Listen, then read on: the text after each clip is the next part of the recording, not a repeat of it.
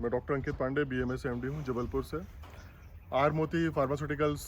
हमारी manufacturing unit है। अपने संस्थान आया था कुछ काम से, तो कुछ बहुत सारी चीज़ें दिमाग में चल रही थी मेरे संबंधित आयुर्वेद, और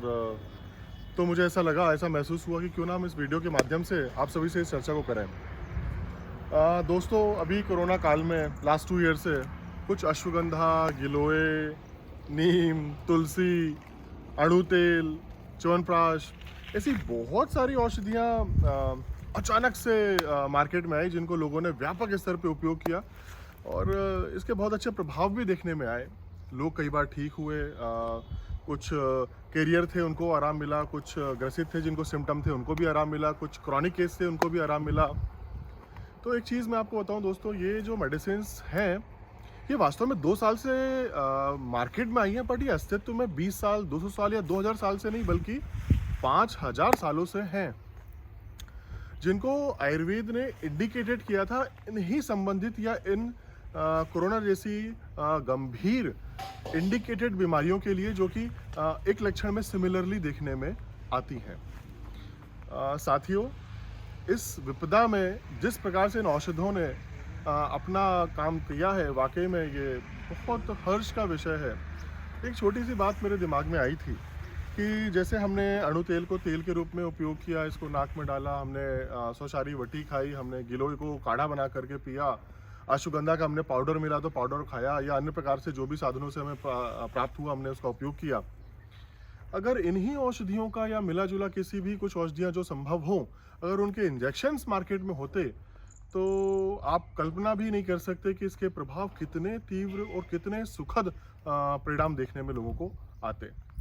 कहीं ना कहीं एक चीज़ दिमाग में ज़रूर आती है कि वाकई में आयुर्वेद में अनुसंधान की कमी है, और मैं आपके माध्यम से, इस वीडियो के माध्यम से सरकार से एक अनुरोध करता हूँ कि कृपया इस विषय पर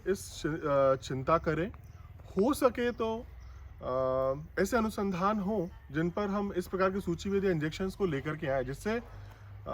सामान्य मरीजों को और समाज में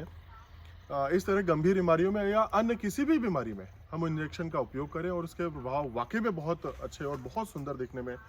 ज़रूर आएंगे। साथियों, एक चीज़ और आपके सामने रखनी थी। जैसा कि हम सब ने देखा फर्स्ट कोरोना के काल से, कि जब पहली लहर आई तो कुछ प्रोटोकॉल्स आए थे एलोपैथ्स में, उन प्रोटोकॉल्स को फॉलो किया गया कुछ 2-3 महीने। कई बार प्रोटोकॉल्स ने काम किया, कई बार काम बिल्कुल भी नहीं किया, और कुछ मरीज बचे, कुछ मरीज की मृत्यु भी हुई उसमें।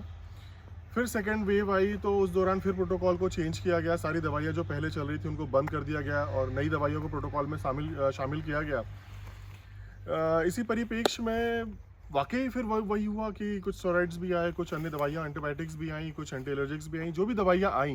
प्रभाव देखने में आया। परंतु सेकेंड वेव के बाद फिर एक चीज़ जानकारी में आई कि नहीं, ये जो दवाइयाँ हम उपयोग कर रहे थे, कहीं ना कहीं इनका प्रभाव देखने में नहीं आ रहा, या आ भी रहा है तो इनके नुकसान इतने भयानक हैं कि लोगों ने अभी तक पोस्ट कोविड, जिसको आजकल नाम दिया जाता है, उसके अंतर्गत लोग आ रहे हैं, मरीज इलाज करवा रहे हैं।